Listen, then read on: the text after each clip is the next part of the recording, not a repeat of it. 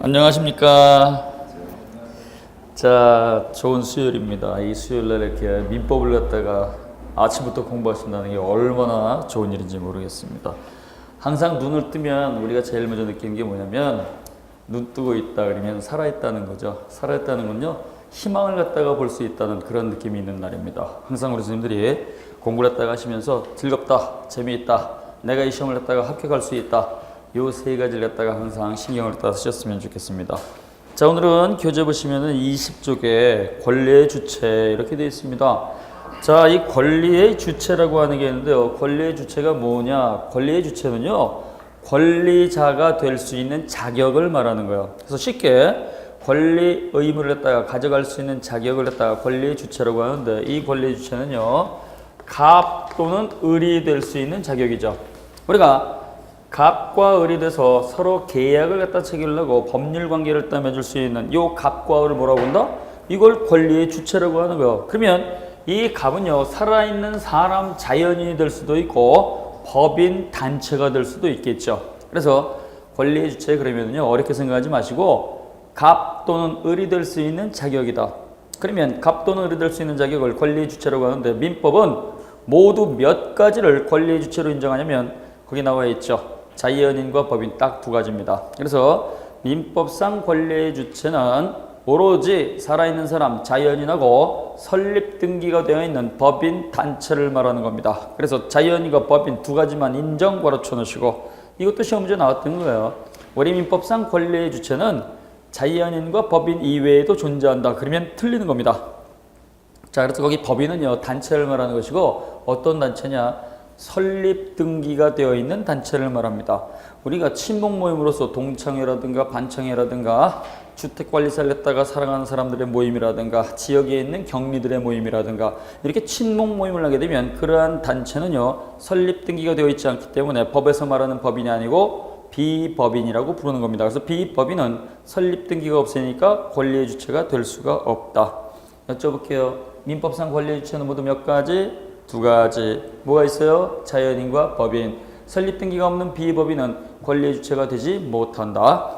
자, 그래서 여기 2번에 보면 이러한 권리의 주체가 될 수 있는 자격을 권리 능력이라고 합니다. 그래서 자연인과 법인에 관해서만 권리 능력을 인정하기 때문에 우리 민법은요, 민법 제3조에서 사람은 생존한 동안에 권리와 의무의 주체가 된다. 그래서 사람을 규정하고 있고, 민법 제34조 조문을 보면 법인은 법률의 규정에 쫓아 정관으로 정한 목적 범위 내에서 권리와 의무의 주체가 된다. 이렇게 규정하고 있죠. 요거 둘 다 강행 규정입니다.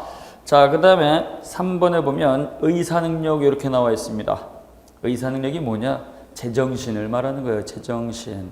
우리가 제정신인 사람이 있고 제정신이 아닌 사람이 있는데요. 제정신이 있으면 의사능력자 이렇게 부르고, 제정신이 아니면 의사무능력자 이렇게 부르는 거예요. 자, 여쭤봅니다. 의사능력이 뭐예요? 제정신. 그래서 우리가 이런 의사능력 이렇게 나오면은요, 그 내용을 갖다가 읽고 억지로 그 교과서의 내용을 기억하려고 하지 마시고요. 의사능력 그러면 제정신. 의사능력이 아니면 의사능력이 없으면, 즉 제정신이 없으면 의사무능력자 그러는 거예요. 그러면 이러한 제정신은요, 사람마다 다 똑같을까요? 사람마다 다 다를까요? 다 다르겠죠. 어떤 사람은요, 눈 뜨고 있어도 제정신이 아닌 사람이 있고요. 어떤 사람은 눈 감고 있어도 제정신일 수가 있다는 얘기예요. 또 어떤 사람은 7시 이후부터 술을 갖다가 많이 퍼먹어가지고 만취 상태에 이르게 되면 제정신을 잃어버릴 수가 있겠죠. 간혹 약주를 갖다가 좋아하시는 분들이 정도를 넘어가지고 꽐라가 돼가지고 자기가 무엇을 하는지 모르고 그 다음날 필름이 끊어졌었네 이렇게 얘기하는 경우가 있죠. 그게 바로 의사 무능력 상태가 되는 겁니다. 일반인들도 의사 무능력 상태는 어떠한 경우냐? 잠잘 때, 주무실 때는 제정신이 있어 없어요? 없어요. 그러니까 잠꼬대를 갖다 했을 때는 당연히 무효인 의사 표시가 되는 거죠. 자, 그래서 우리가 이 의사 능력이라고 하는 것은 자기가 원하는 법률행위를 갖다가 저질러 놓고 그 법률행위가 가지고 있는 법적 가치를 판단할 수 있는 제정신을 말하는 겁니다. 자, 그래서 거기 3번에 보면 의사능력이란 의사능력 괄호쳐 놓으시고요. 법률행위에 대한 법률행위 밑줄. 자, 여쭤봅니다. 법률행위가 뭐였죠?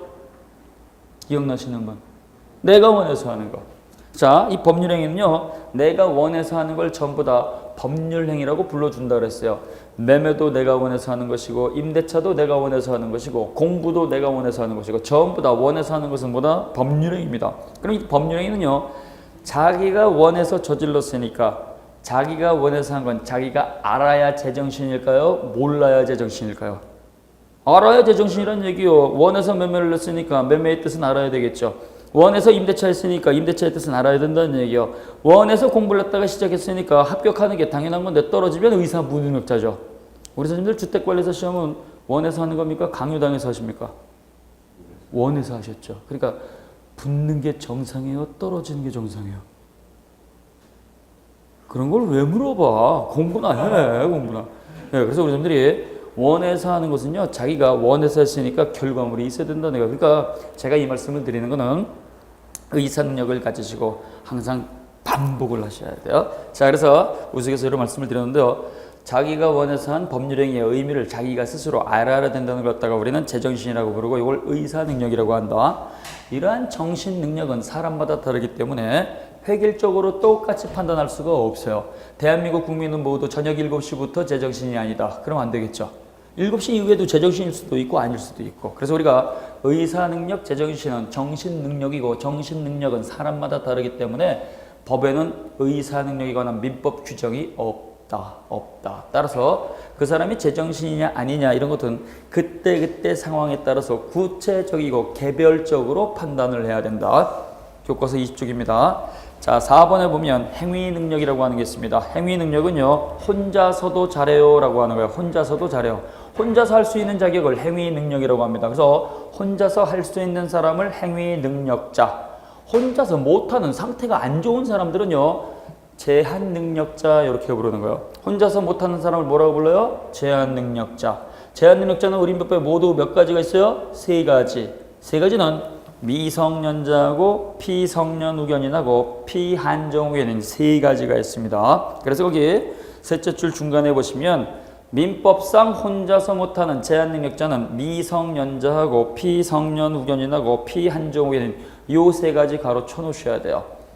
이 사람들만 혼자서 못합니다. 따라서 이 사람들은 제한능력자로서 단독으로 못하기 때문에 법정대리인의 도움을 받아야 돼요. 법정대리인. 그래서 법정대리인이 따라다니는 인간들은 미성년자, 피성년후견인, 피한정후견인 세 가지가 있는데요. 여기서 주의할 게요. 피성년후견인하고 피한정후견인은 민법에서만 쓰는 단어고 상법이라든가 민사소송법은 법이 바뀌기 전에 금치산자, 한정치산자라는 명칭을 아직도 쓰고 있습니다. 그러니까 민법이 앞서 나가 있는 거죠.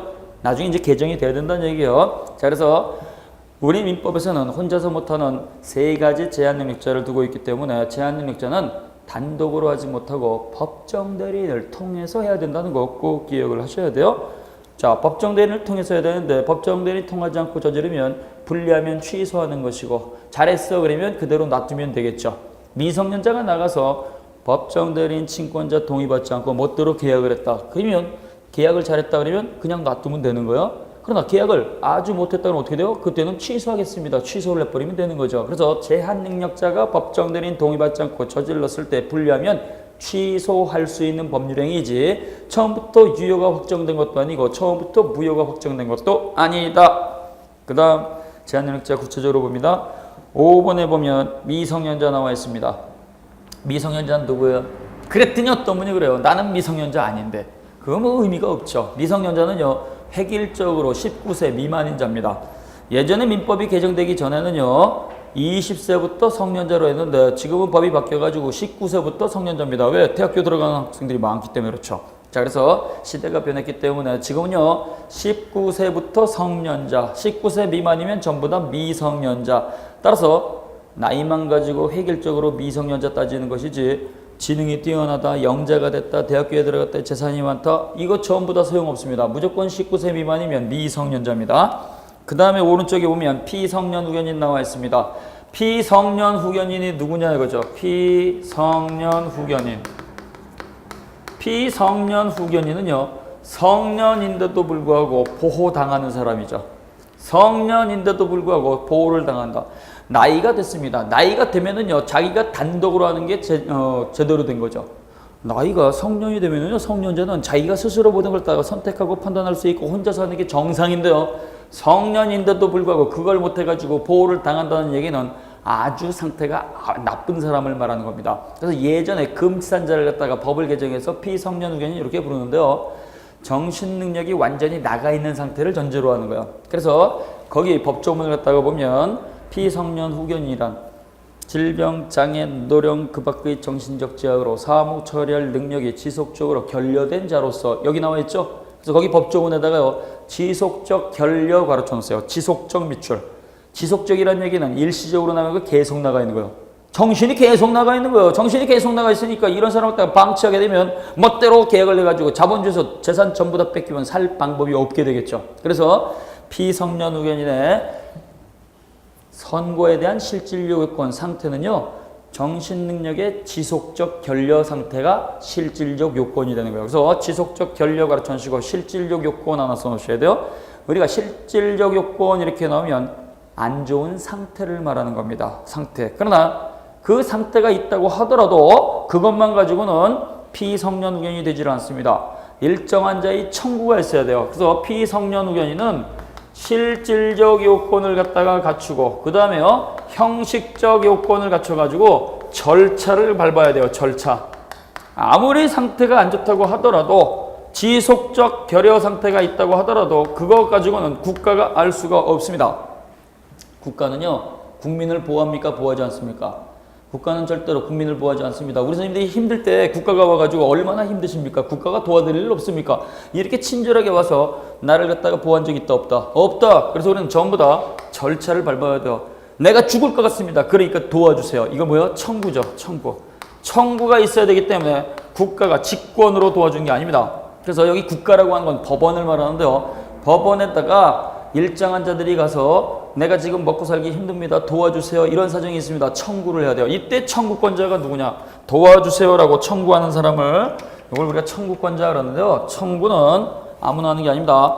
이것도 시험 문제 잘 나오는 건데요. 거기 보면 굉장히 많이 나와 있습니다. 본인, 배우자, 사촌의 친족, 미성년 후견인, 미성년 후견 감독인, 한정 후견인, 한정 후견 감독인, 특정 후견인, 특정 후견 감독인, 검사, 지방자치단체장이 청구해서 성년 후견 심판을 하여야 한다. 이렇게 돼 있죠? 거기 그 청구권자를 외우셔야 돼요. 머리 아프죠? 그러니까 이건 방법이 있어요. 방법이. 그래서 어떻게 우리 선생님들이 정리하냐? 자, 본인, 배우자, 사촌인의 친족, 그 다음에 후견인, 후견 감독인, 그 다음에 검사, 지방자치단체장입니다. 이걸 갖다가 우리가 정리하게 되면 본배사, 후후검지라고 읽습니다. 본배사. 불국사도 아니고 해인사도 아니고 뭐예요? 본배사입니다. 본배사. 본배사라고 하는 절에 놀러 갔어요. 근데 추운 겨울에 가가지고 손이 시려웠어요. 손이 시려가지고 후후 불어댔는데 어느 손가락이 손 시려웠어요? 검지에다가. 말이 안 되지만 우리 선생님들이 본배사라고 하는 절에 놀러 갔는데 겨울에 놀러 가서 손가락이 시려가지고 후후 불어댔는데 그 손가락이 검지 손가락이에요. 그래서 이렇게 외우셔야 돼요. 억지로 이걸 다 외울 수 있는 거 한계가 있잖아요. 자, 그래서 본인, 배우자, 사촌인의 친족, 후견인, 후견 감독인, 검사, 지방자치단체장입니다.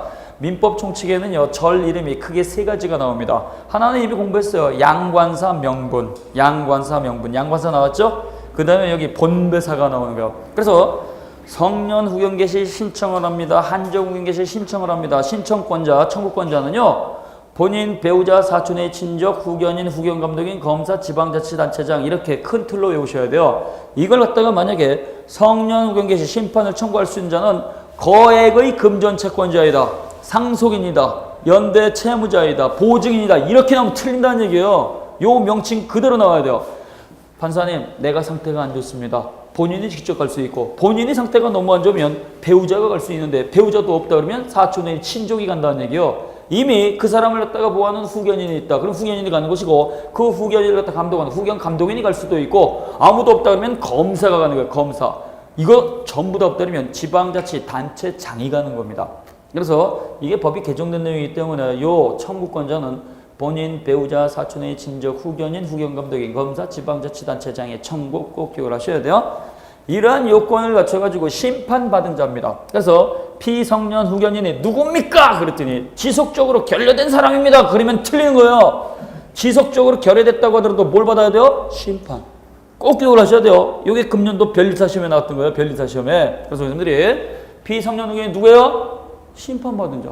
심판받아야 돼요. 법원이 야 너 일로 와봐. 청구가 들어왔어. 너 상태가 안 좋아. 상태가 안 좋으니까 후견인 통해서 관리받아! 라고 심판 결정이 떨어져야 돼요.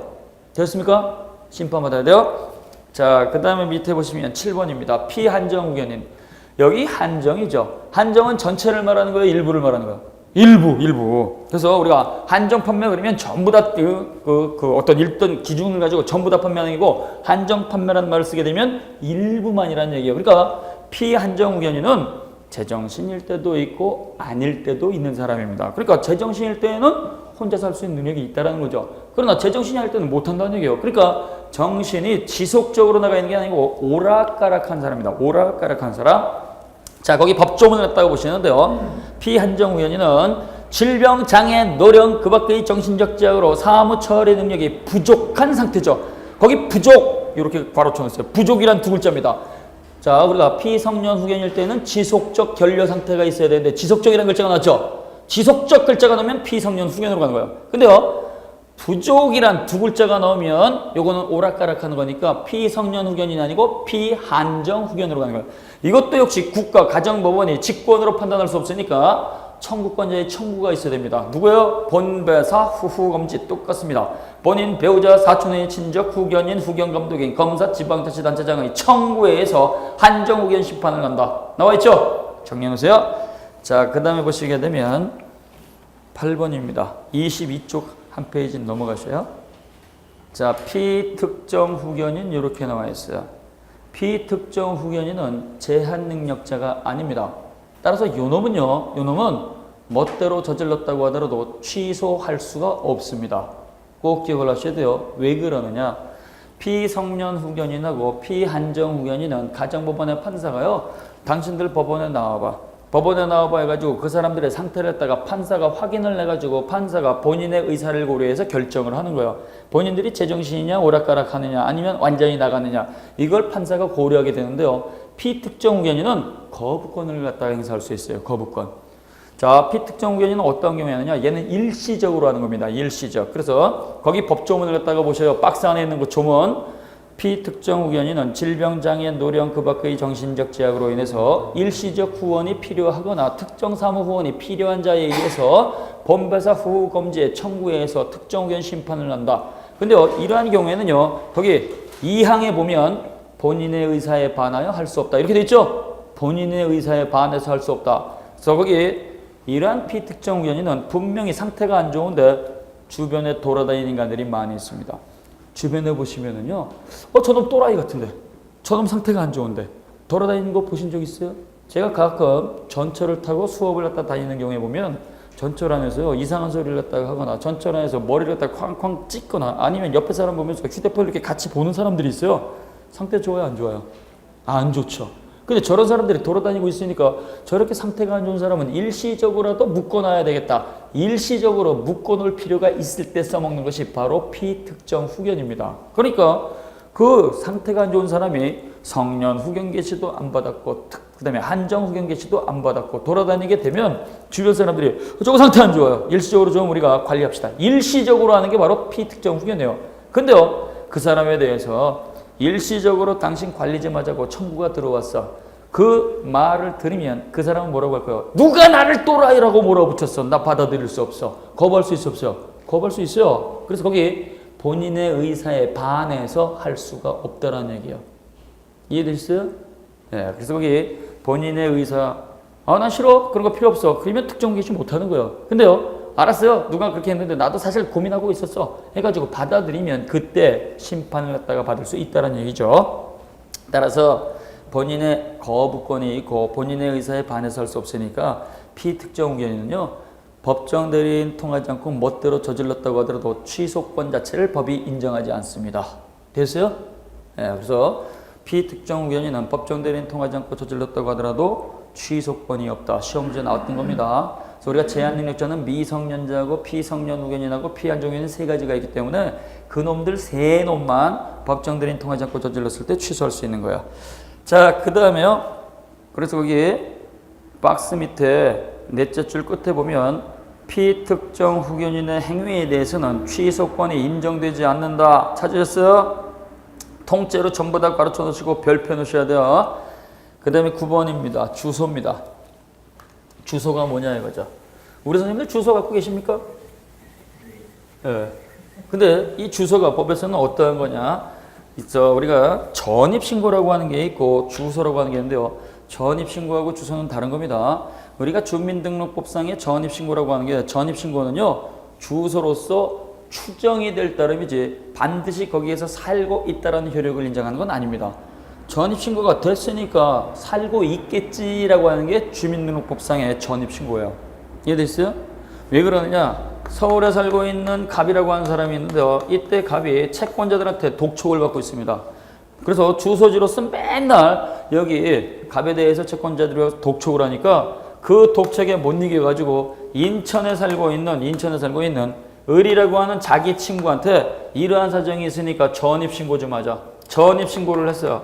전입신고를 이렇게 하고 여기에서 생활하는 것이 아니고 여전히 서울에서 이 사람이 먹고 마시고 자고 있습니다. 먹고 마시고 자는 걸 의식주라고 하죠. 의식주를 생활이라고 하는 거예요. 그래서 전입신고는 해놨지만 먹고 마시고 생활하는 곳은 서울이에요. 그러면 전입신고하는 것이 주소예요? 생활하는 것이 주소예요? 생활하는 곳입니다.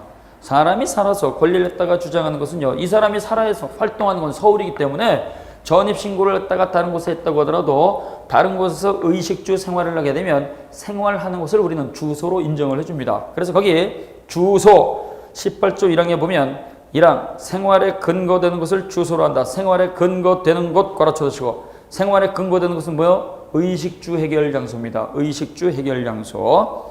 그 다음에 2항에 보면 주소는 동시에 두 곳 이상 있을 수 있다. 그래서 우리는 주소는 한 개만 있어야 된다 이게 아닙니다. 복수주의 써놓으셔야 돼요. 복수주의. 그래서 주소는 동시에 두 곳 이상 아주 많이 만들 수 있습니다. 두 곳이 될 수도 있고 세 곳이 될 수도 있고 네 곳이 될 수도 있고. 그럼 이때 왜 두 곳 이상 있느냐? 1년을 갖다가 쪼개서 6개월 살고 그런 개념이 아니에요. 그런 개념이 아니고 여기 동시에 많이 있다는 얘기는 가주소 때문에 그렇습니다. 가주소. 이 가주소는요. 당사자가 계약을 통해서 지정한 제3의 장소를 말하는 거예요. 제3의 장소. 자, 갑이라고 하는 사람이 있습니다. A라고 하는 카드사가 있습니다. 카드사. 신용카드 좀 발급해 주세요. 요건을 갖춰가지고 발급해 드리겠습니다. 카드 발급 계약이 체결이 됐죠? 이게 바로 계약이에요. 계약. 재산상 법률행위입니다. 그러면 이때 요 카드사 직원이 물어봅니다. 카드 사용 내역서를 어디다가 보내드릴까요? 내가 먹고 마시는 장소로 보내주세요. 그러면 카드 사용 내역서는 주소로 배달이 되겠죠. 그렇죠? 근데요. 내가 쓴 내용은 나만 알아야 되지 다른 사람이 알면 안 되겠다 해가지고 카드 사용 내역서는 주소로 보내주지 마시고 사무실로 보내주세요. 사무실이 어디 있느냐? 주소는요. 노원구 창동인데 여기 사무실은 여의도에 있습니다. 그러면 주소 창동으로 가는 게 아니고 여의도로 갔다 그러면 이 여의도 사무실이 가주소가 되는 거예요. 가주소. 그래서 계약을 통해 가지고 지정된 장소를 뭐라고 한다? 가주소. 우리 선생님이 계약 많이 할 수 있잖아요. 계약. 예를 들어 가지고 A라고 하는 법인 회사가 있고 B라고 하는 법인 회사가 있어요. 둘 다 법인이죠.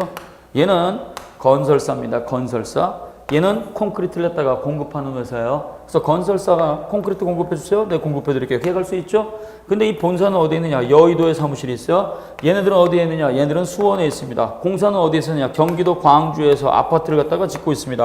그러면 콘크리트를 갖다가 우리 법인체 여기다가 주세요. 그러면 법인의 주소지로 가면 아무 소용이 없죠. 공사 현장으로 가야 되니까. 공사 현장이니까 경기도 광주로 보내주세요. 그러면 자기네들이 있는 법인 주소지가 아니죠. 제3의 장소죠. 그래서 당사자가 주소를 갖다가 떠나서 다른 장소를 지정하면 그 다른 장소를 뭐라고요? 가주소. 그래서 이 가주소는요. 계약의 개수만큼 그만큼 많이 존재할 수 있다는 거 기억을 하셔야 돼요. 뭐 우리 선생님들이 물품을 갖다가 구매를 했다. 이걸 갖다가 온라인으로 쇼핑을 했다 해가지고 물품을 갖다가 구매를 했는데요. 주소지로 보내주세요. 친구네 집으로 보내주세요. 아니면 사무실로 보내주세요. 계약할 수 있죠? 그것도 가주소요. 가주소. 그래서 우리가 이러한 가주소가 계약의 개수만큼 많이 있기 때문에 주소는 아주 많이 만들어낼 수가 있다. 이렇게 하시면 돼요. 그러면 이러한 주소를 갖다가 왜 규정을 하느냐? 권리와 의무를 갖다가 찾아먹으려면 정해진 장소가 있어야 되겠죠? 권리와 의무를 찾아먹기 위해서 주소를 갖다가 만든다는 거 꼭 기억을 하셔야 돼요. 여기서 시험 문제 나왔던 것은 전입신고는 주소로 간주가 된다 그러면 큰일 납니다.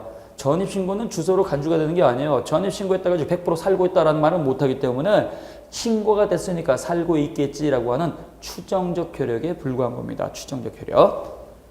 그 다음 10번 거소입니다. 거소는요, 주소보다 짧게 머무는 거예요. 그래서 1년 10달을 갖다가 서울에서 거주하고 있는데요. 2달은 출장 가가지고 그 출장지에서 생활을 한다 그러면 어떻게 돼요? 네, 생활을 했다가 거기서 하는데요. 주소보다 짧게 머무는 거죠. 그래서 주소보다 짧게 머무는 것을 우리는 거소로 합니다. 거소. 조문만 보세요. 자, 그래서 민법은요. 주소를 알 수 없으면 괄호 쳐놓으시고 주소가 불명인자죠. 주소가 불명인자. 왼쪽 22쪽에 10번에 보면 제19조 주소를 알 수 없으면 이렇게 돼 있어요. 왼쪽은 오른쪽은 왼쪽과 오른쪽을 구별 못하시는 분이 있으면 이거 좀 그렇죠? 자, 그래서 왼쪽에 보시면 거기 박스에 19조 조문에 보면 주소를 알 수 없으면 찾으셨어요? 빨리빨리 찾는 연습 하셔야 돼요. 거기 박스 안에 보면 제19조 굵은 글씨로 되어 있는데 주소를 알 수 없으면 그러니까 뭐요? 주소가 불명인자죠. 주소가 불명인자는 어디를 주소로 봐요? 거소를 주소로 본다죠. 본다 동그라미. 본다니까 뭐요? 간주예요. 간주. 그러니까 주소로 추정한다. 이따위 글자가 나오면 완전히 틀려버리는 거죠. 그 다음에요. 거기 20조에 보면 국내에 주소가 없는 자. 여긴 주소 자체가 없는 자죠. 그래서 우리는 주소가 불명이거나 주소가 없는 자는 거소를 주소로 본다. 왜? 살아있으니까 당연히 권리를 찾아 먹어야 되잖아요. 그러니까 주소가 없으니까 권리를 못 찾아 먹으면 안 돼요. 그래서 주소가 없거나 주소가 불명인 자는 어디를? 거소를 주소로 본다. 그 다음 11번 현재지. 현재지는요. 이건 주소도 아니고 거소도 아니에요. 지금 일시적으로 머무는 거죠. 우리 선생님들이 생활하고 있는 장소가 있다. 거기에서 나와가지고 학원에서 공부를 한다. 학원에서 3시간 일시적으로 머문다. 4시간 머문다. 그럼 뭐요? 지금 이 자리에 계신 분들이 현재지에 계시는 거예요. 현재지. 그러니까 주소도 없고 거소도 없다. 그러면 권리를 못 준다 그러면 안 돼요. 그 사람이 살아있으니까 주소 없어? 거소 없어? 그러면 지금 현재 있는 장소가 어디야? 현재에서 권리를 인정한다는 얘기죠. 그래서 현재지는 주소도 아니고 거소도 아니고 짧게 머무는 장소를 말한다. 12번 가주소 설명드렸죠. 조문 보세요. 어느 행위에 있어서 가주소를 정할 때에는 그 행위에 관해서는 정해진 장소, 제3의 장소를 주소로 본다. 그래서 거기 행위, 요 동그라미에서 행위. 요 행위는 재산적 계약을 말하는 거예요. 재산상 계약, 재산상 계약. 따라서 계약의 개수만큼 가주소를 많이 만들 수 있고 이 계약은 자연인도 계약할 수 있고 법인 단체도 계약할 수 있는 거예요. 그래서 자연인과 법인은 가주소를 설정할 수 있습니다. 그래서 거기 박스 밑에 보면 자연인과 법인 단체는 법률 행위를 통해서 가주소를 설정할 수 있다. 통째로 가르쳐 놓으세요. 시험 문제 자연인은 가주소를 설정할 수 있지만 법인은 가주소를 설정하지 못한다. 이렇게 나와서 틀린 겁니다. 그러나 제한능력자는 단독으로 혼자서 계약을 못하기 때문에 제한능력자는 단독으로 가주소를 만들 수가 없다. 제한능력자는 혼자서 못하니까 법정대리인 통해서 해야 되잖아요. 그러니까 제한능력자는 가주소를 혼자서 만들지 못한다. 이렇게 해놓으시면 돼요. 그 다음에 13번입니다. 부재자 재산관리 제도라고 하는 게 나와 있습니다. 부재자가 누구냐 이거죠. 부재자는 누굴까요? 부재자는 종래 주소지에서 투표를 못하는 사람이 부재자일까요? 아니면 생사불명인자일까요? 아니면 집 나간 자일까요? 자, 주소지에서 투표를 갖다가 못하는 사람을 부재자라고 하느냐? 아니면 집 나간 자냐? 집 나간 자냐? 아니면 살아있는지 돌아가셨는지 그 자체를 갖다가 모르는 생사불명인자를 갖다가 말하는 것이냐? 자, 부재자 1번이다. 2번이다. 집 나간 자. 3번 생사불명이다. 다 틀렸죠? 네. 아닙니다.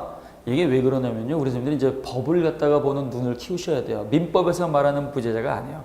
투표법, 선거법에서 말했을 때는 투표를 못한 자를 부재자라고 합니다. 예? 근데요. 우리 민법에서 말하는 부재자는요. 재산방치자를 말하는 거예요. 재산방치자. 민법에서 말하는 부재자는 누구? 재산방치자. 재산방치자는요. 재산을 갖다가 자기가 관리하는 자입니까? 관리 못하는 자입니까? 관리 못하는 자예요. 그래서 민법에서 말하는 부재자는요.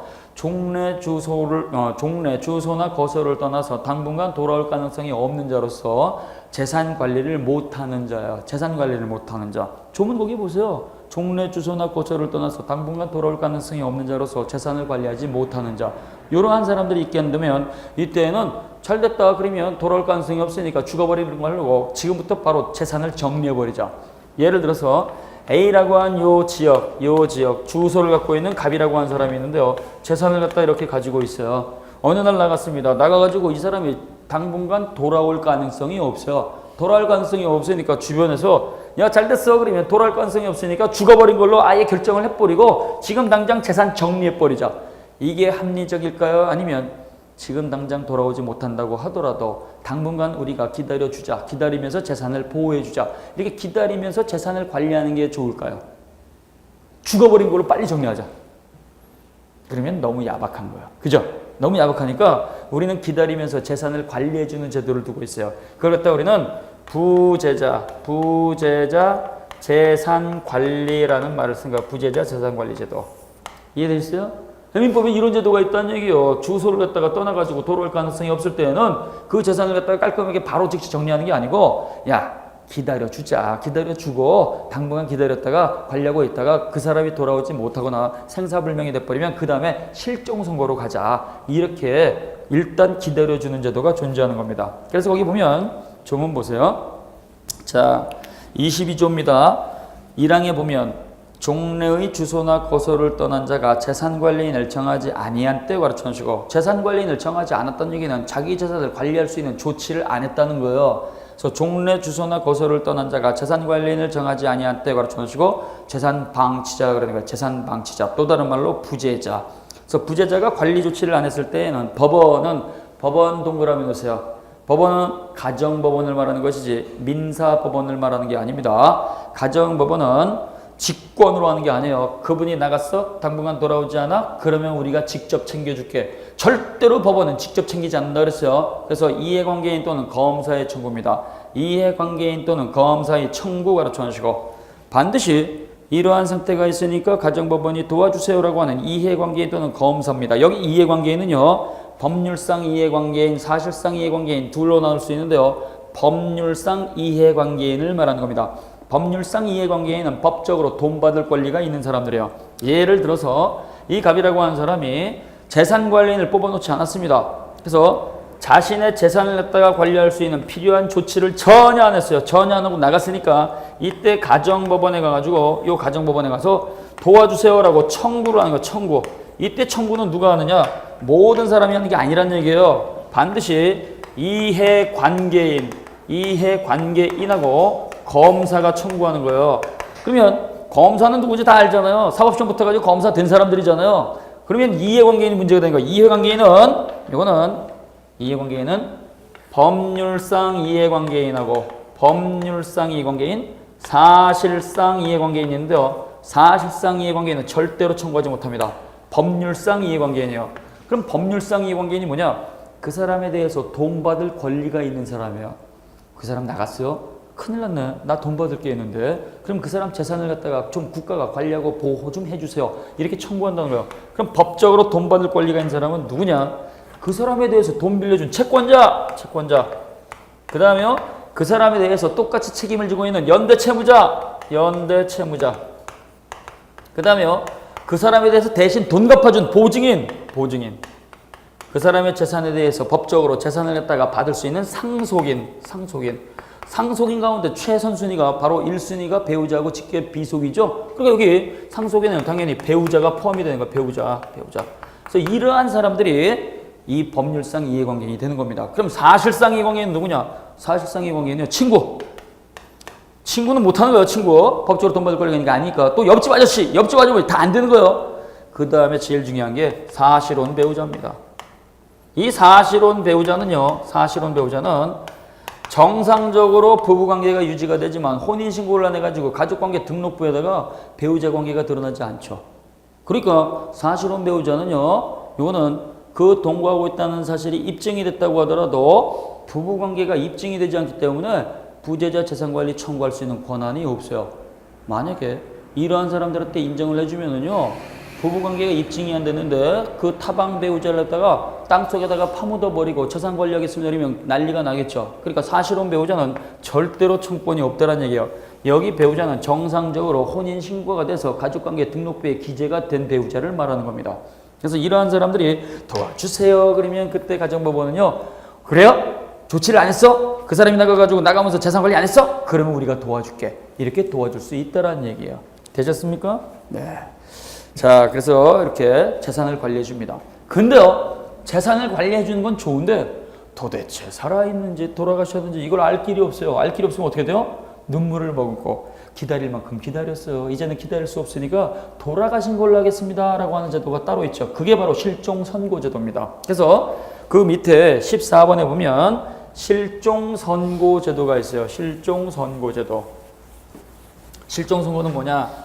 기다려주는데 돌아오지 않아가지고 이제는 더 이상 기다릴 수가 없네요. 내가 그 사람한테 돈 받을 게 있는데 기간이 경과하게 되면 소멸시효가 완성이 돼가지고 오히려 내가 불이익이 있을 수 있어. 그래서 돌아가신 걸 해주세요 라고 하는 거예요. 자, 절차는 어떻게 되느냐? 갑이라고 한 사람이 있습니다. 갑이라고 한 사람이. 자, 그래서 최후 소식이 있거나 최후 소식. 그 다음에요, 특별한 사유가 있던 때로부터, 특별 사유가 있었을 때로부터 그 법이 정한 기간이 경과해야 돼요. 이걸 실종기간 만료 그래요. 실종기간이 끝나야 된다. 실종기간이 만료하기 전이라고 한다면 절대로 돌아가신 거에 대해서 청구하지 못하는 거예요. 법이 정한 기간이 끝나야 돼요. 법이 정한 기간. 그래서 최후 소식이 있었을 때 이걸 따가 일반 보통 실종이라는 말을 씁니다. 보통 실종. 그래서 보통 실종은 등산 나갔다, 아니면 여행을 갔다, 아프리카에 갔다 그랬는데 최후 소식이 있고 나서 아무런 연락이 없다. 그러면 최후 소식이 있던 때로부터 몇 년이 경과해야 되느냐? 5년입니다. 5년이 지나가야 돼요. 자, 그래서 특별한 사유가 있었을 때 이걸 또 우리가 특별실종이라고 하는데요. 특별실종은 사고의 위험성이 큰 것들이에요. 그러니까 단순히 나가가지고 최후 소식이 있었다 그러면 여기는 위험한 사유는 존재하지 않죠. 그래서 위험한 사유가 존재하지 않고 단순히 최후 소식이 있었다 그러면 보통 실종 5년으로 가고요. 그 다음에 특별한 사유가 존재했을 때는 사고의 위험성이 커가지고 빨리 돌아갈 수 있는 거. 선박에 침몰을 했거나 항공기가 추락을 했거나 전쟁터에 있었을 때. 그래서 전쟁터에는요, 군인도 있고 민간인도 있고 의사도 있고 간호사도 있고 기자도 있고 특파원도 있고 많이 있잖아요. 전쟁이 멈추고 나서. 그 다음에요, 위난이 종료했을 때. 위난이 종료했다는 얘기는 위험한 재난이 끝났을 때죠. 화재가 있었거나 아니면 건물이 무너져 내렸거나 아니면 지진이 있었거나 쓰나미가 있었거나 눈사태가 있었거나 이러한 것들이 위난이죠.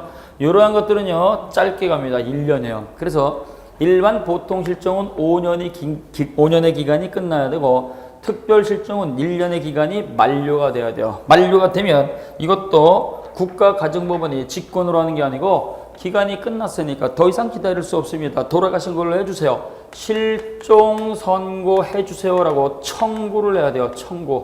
요 청구가 있게 되면 가정법원의 판사는요, 그래요? 그렇게 힘들었어요?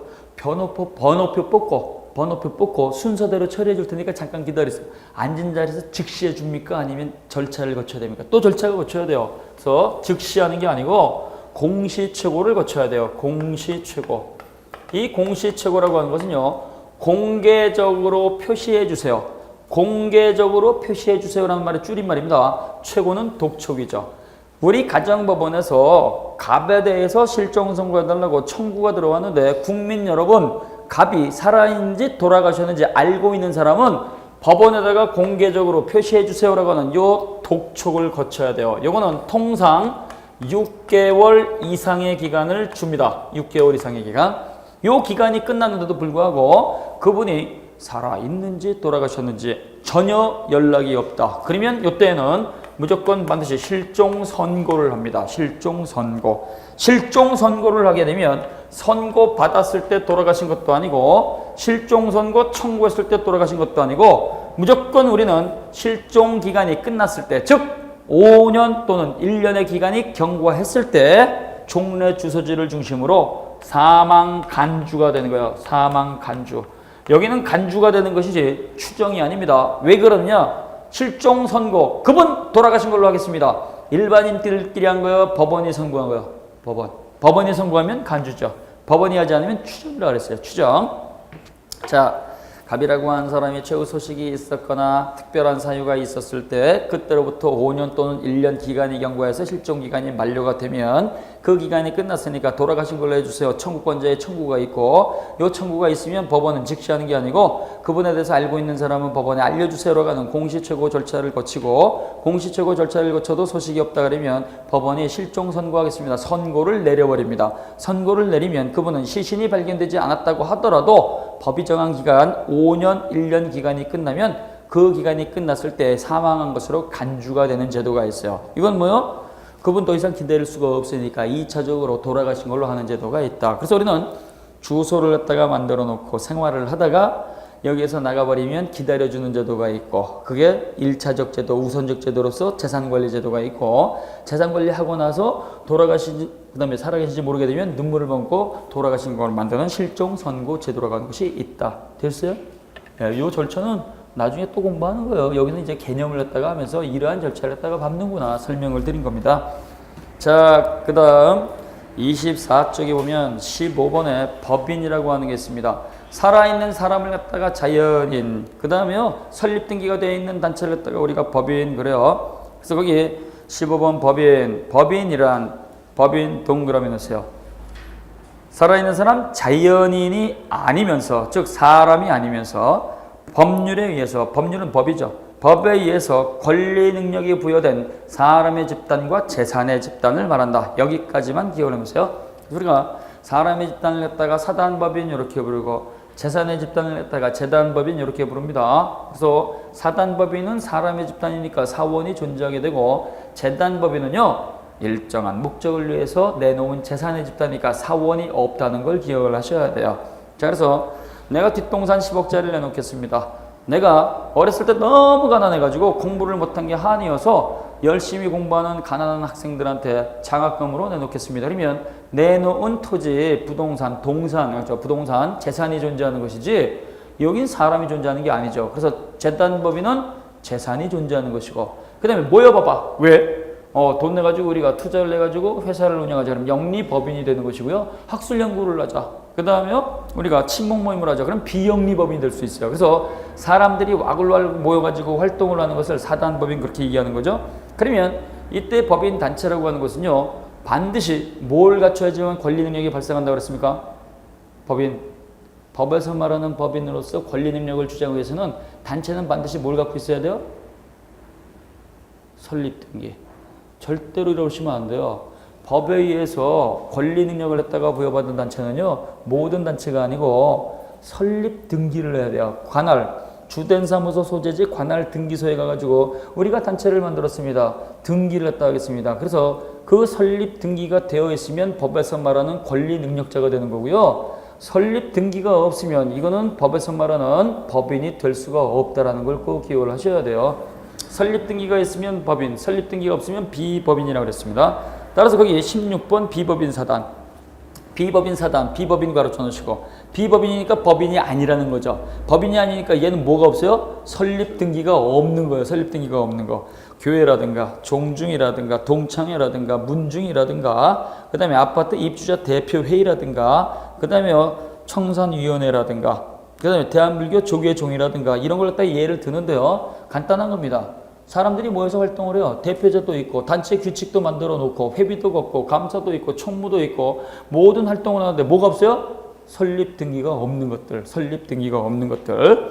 따라서 설립 등기가 없으니까 이러한 설립 등기가 없는 것들을 갖다가 법인이라고 부르지 않고 비법인 단체라고 하는데요. 사람의 집단은 비법인 사단, 그 다음에 재산의 집단은 비법인 재단 이렇게 불러준다는 얘기입니다.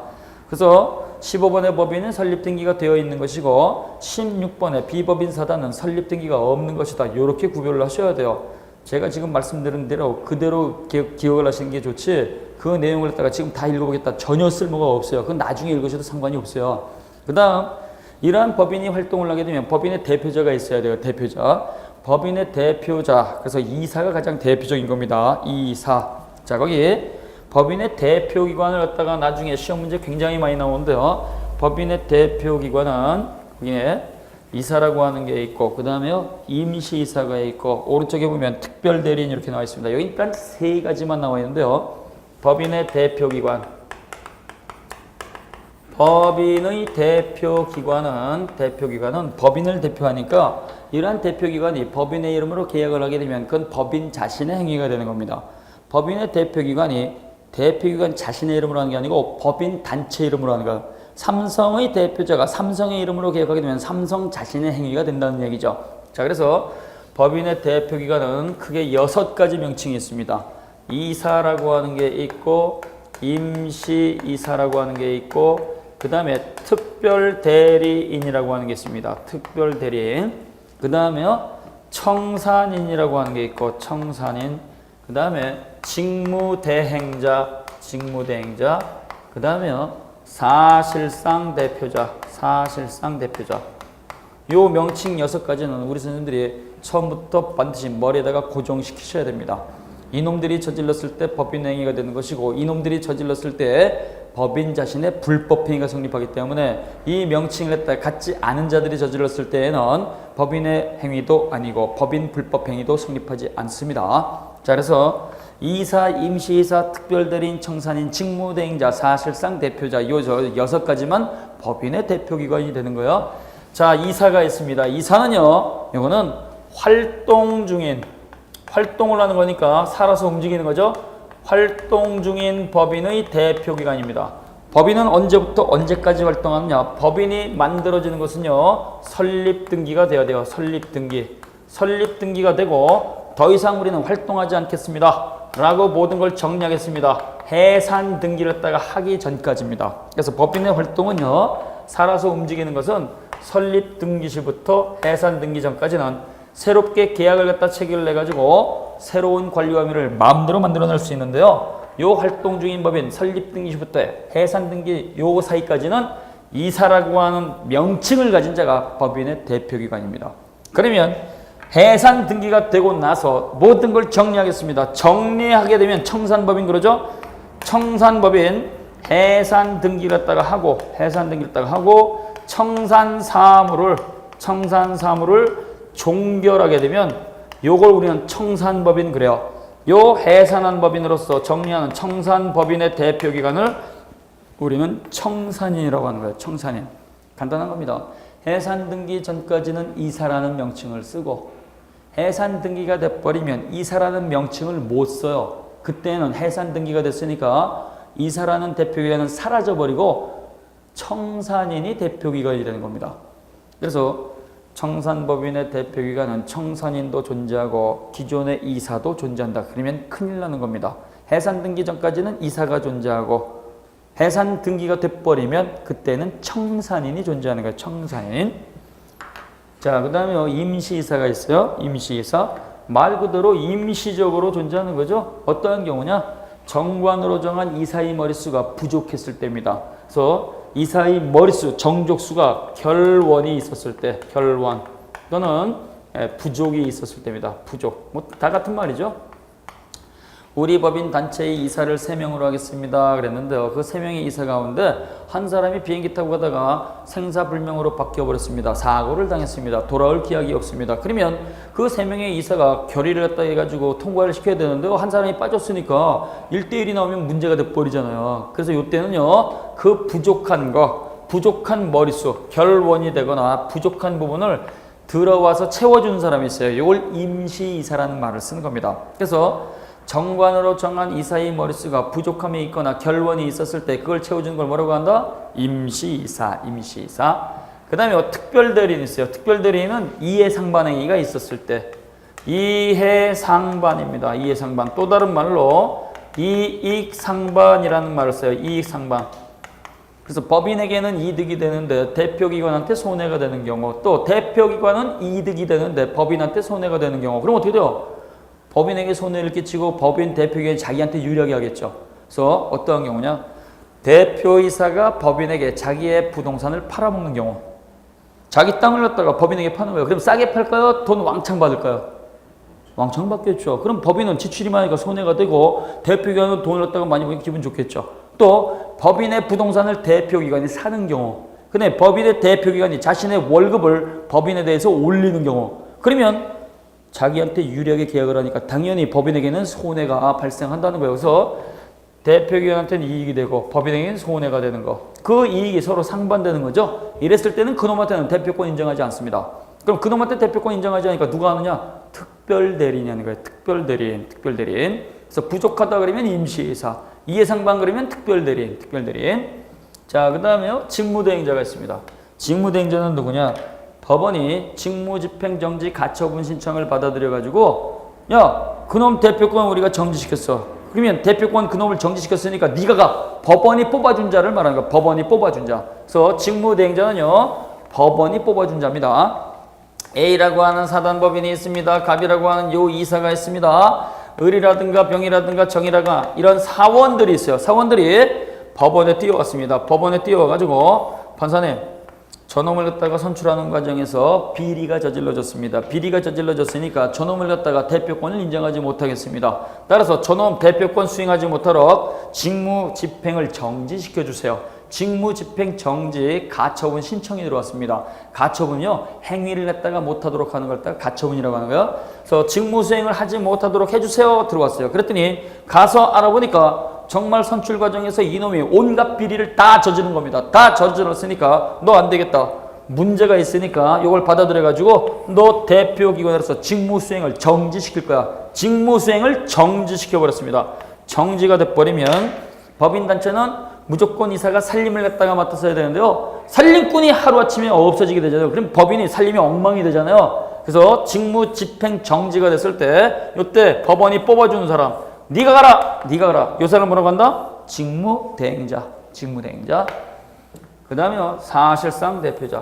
사실상 대표자는요, 이거는 바지를 내세우고 뒤에서 조종하는 나쁜 놈을 말하는 겁니다. 바지를 내세우고 뒤에서 조종하는 놈. 바지를 내세우고 뒤에서 조종하는 놈. 바지가 힘이 세요? 뒤에 있는 놈이 힘이 센 거야? 당연한 거죠. 이걸 모르면 민법 공부하면 의미가 없는 거죠. 그래서 바지를 내세우고 뒤에서 조정하는 요 놈은요, 당연히 바지보다 힘세니까 요것도 우리 판례가요, 대표기관으로 인정을 해줍니다. 대표기관. 당연한 겁니다. 만약에 사실상 대표자 명칭을 갖다가 주지 않고 바지를 내세우고 뒤에서 모든 걸 갖다가 저질러 놨다 그러면 이놈은 대표기관이 아니니까 법인의 책임이 없어. 이놈도 책임이 없어. 그럼 대한민국 모두 바지 내세우고 막 뒤에서 별짓 다 하겠죠. 그래서 이건 판례가 안 된다는 거예요. 그래서 사실상 대표자도 뭐가 된다? 대표기관. 자, 그래서 법인의 대표기관은 거기에는 3가지만 나와 있는데요. 보너스로 6가지를 한 거예요. 보너스. 우리 선생님들 보너스 좋아하시잖아요. 그죠? 네, 보너스. 자, 그래서 눈 감고 그냥 생각하시는 거예요. 이건 외울 수 있는 방법이 없어요. 이사, 임시이사, 특별대리인, 청산인, 직무대행자, 사실상 대표자. 그래서 이런 것들이 나오면요, 주무시기 전에 딱 A4 용지에다가 요 명칭만 써놓으시고요. 3번만 읽으시면 절대로 안 잃어버려요. 일주일만 해보세요. 일주일 갖다가 해보신 다음에 안 외워지시면요, 그때는 제가 웃돌이 벗어드릴게요. 자, 고생을 하셨습니다. 잠깐 쉬었다가 거기 감사 보도록 하겠습니다.